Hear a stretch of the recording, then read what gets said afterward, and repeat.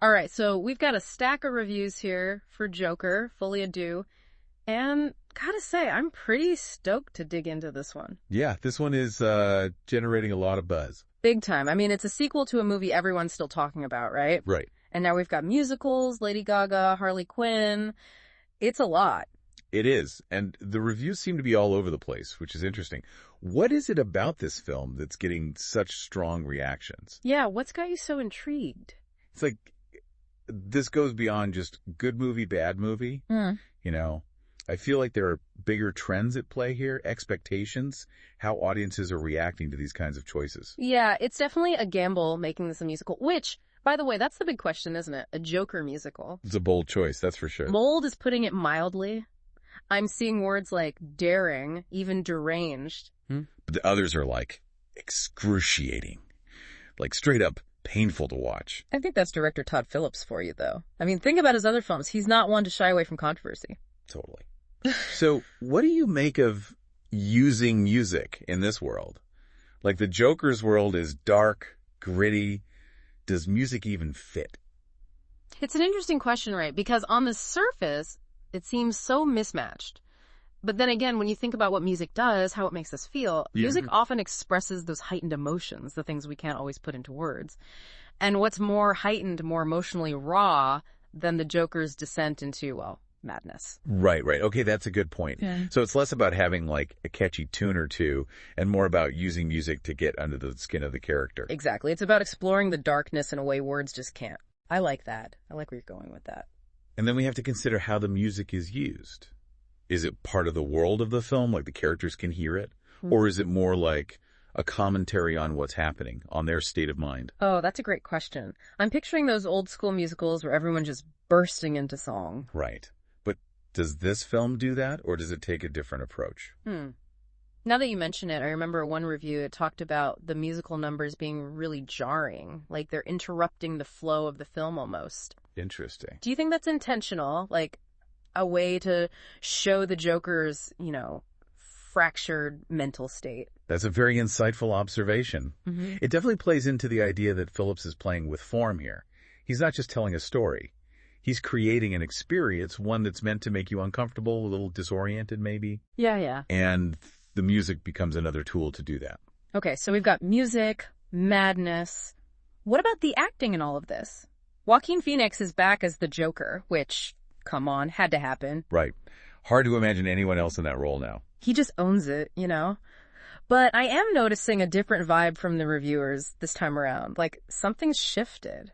It's interesting, isn't it? They all agree he's still mesmerizing, but Why not? there's this restraint to his performance now. Critics are using words like stillness, calculated chaos. Like, it's scarier almost than the first film. Whoa, okay. So more unsettling than just, pure unhinged energy. It seems so. It's like he's gone deeper, exploring those quiet moments between the explosions. That's making me think, though, does that work in a musical?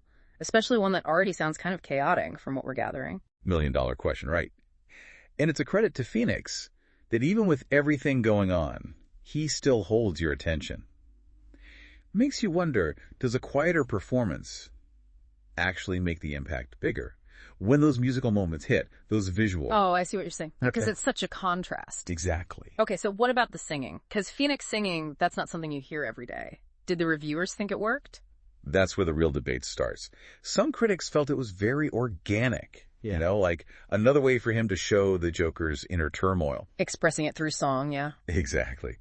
But others, they felt like it took away from the performance, made it less nuanced, almost like the act of singing was stripping away that careful facade he has in the rest of the film. Wow, okay. So more raw emotion coming through. You could say that, yeah. Yeah. Makes you think, okay, we can't not talk about Lady Gaga as Harley Quinn. I'm seeing electric revelation, but also underused. Yeah, there's definitely a feeling from some reviewers that maybe this was a missed opportunity. Really? Why? I mean, Gaga's known for going all in on her roles, right? Transforming. Yeah.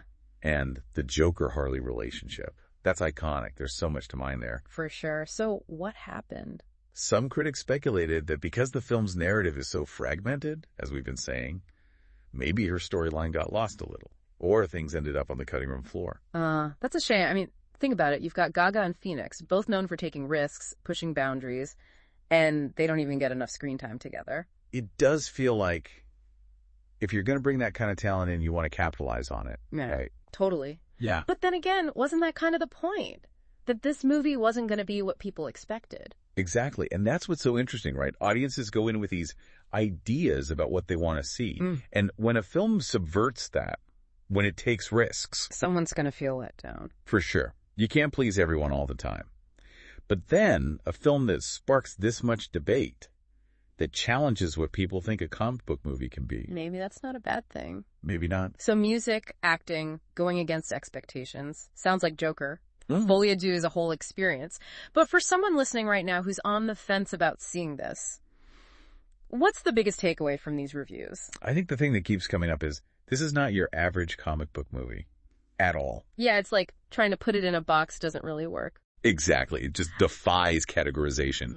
And that's what's making it so divisive. Some people, they love that, right? That it's unpredictable. Keeps you on your toes. Right. But then others are going to feel like, wait, what even is this? So it's not even good or bad. It's more like how it makes you feel, how it messes with what you thought a movie like this could be. 100%. It's about whether you're willing to go along for that ride. Embrace the weirdness, the discomfort even. Okay. Yeah, I'm getting that vibe. It sounds like the director, Todd Phillips, he was very deliberate in all this, right? The music, the acting choices, even the story not being straightforward. Oh, yeah. This wasn't accidental. He's inviting you into the Joker's headspace, basically. Yeah. Which, can be a terrifying place to be. A little bit. Man, this has been fascinating. Thanks for breaking this all down with me. My pleasure. So, final verdict for our listeners. Should they see it? Look, this one's not going to be everyone's cup of tea. And it's not trying to be. Yeah. But if you want a movie that'll stay with you, spark some interesting conversations, you got to check out Joker. Folie, do. Just buckle up first. Love it. All right, that's it for this deep dive. See you all next time.